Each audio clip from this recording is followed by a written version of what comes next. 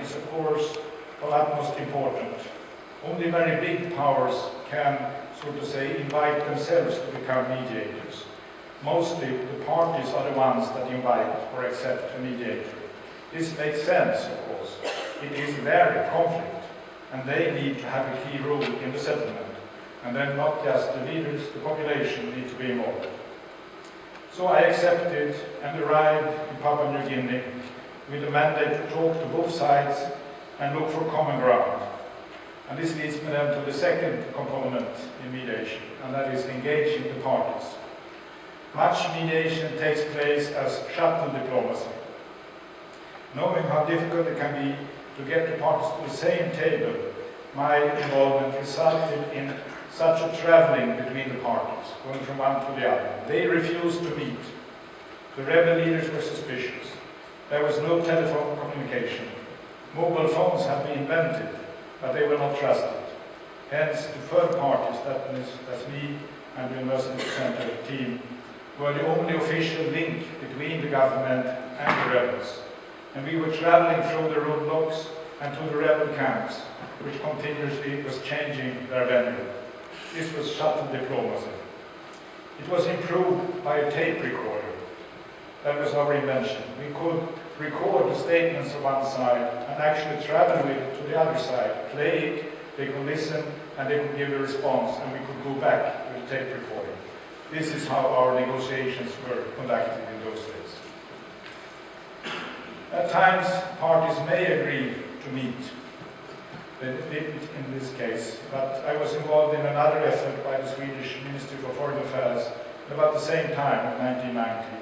And the idea was to establish a direct link between the parties in the conflict on the Middle East, the PLO and Israelis. I was asked to chair the encounter. Israel had a law against meeting representatives of a terrorist organization, and PLO was identified as such at that time.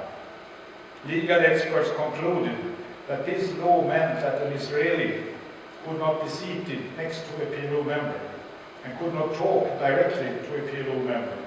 But going to academic conferences was acceptable, and thus even sitting in the same room.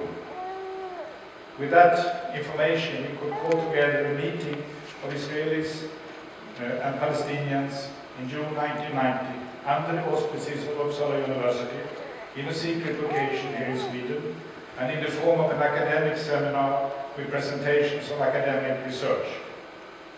And that made it possible to create a forum where the participants could get to know each other and found ways to communicate. The meeting demonstrated to the two sides that there were well-informed, well-argued and responsible people on the other side. And the seminar resulted in a number of ideas on how to move forward. It was the beginning of contacts. Certainly, politics intervened in many things. In this case, Swedish elections in September 1991, change of government, and the Swedish file on these Israeli-Palestinian contacts were handed over to the Norwegians. And the Oslo Channel, that we just heard, made global headlines in August 1993, less than 2 years later. But it should be noted that this channel also began as an academic seminar, and the participants were actually formally part of a research project on the living conditions on the West Bank. The channel resulted, as we all know, in a peace agreement, and the process was referred to Oslo for short. With this, I would like to say that meetings of parties can be more fruitful than shuttle diplomacy, but it requires this kind of confidence building. The university setting serves well as a place for mutual dialogue and generation of ideas. In other words, brainstorming. It is a format, I think, to explore further. Finally, exiting. All third-party activity has to end. The conflict, as I said, belongs to the parties and their peoples, and the solution has to be theirs. They are the ones to live with the outcome and to take responsibility for its implementation. So the mediator will leave at a certain moment in time. In my case, in Papua New Guinea, the commitment was expected to be short, and it was. But it led to a signed ceasefire agreement that that also was implemented.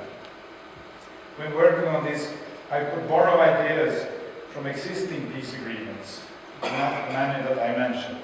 I was aware of similar situations, but they were unknown to the parties themselves. I could offer them concrete examples, such as the Åland Islands, which are at the same time self-governing and part of the larger state, Finland. This was valuable to both sides in the Bougainville conflict. I also could recommend diplomatic techniques used when ending the war in Nicaragua around the same time. Lessons elsewhere in the world can help parties in a particular conflict. It is a matter of learning from practical experiences.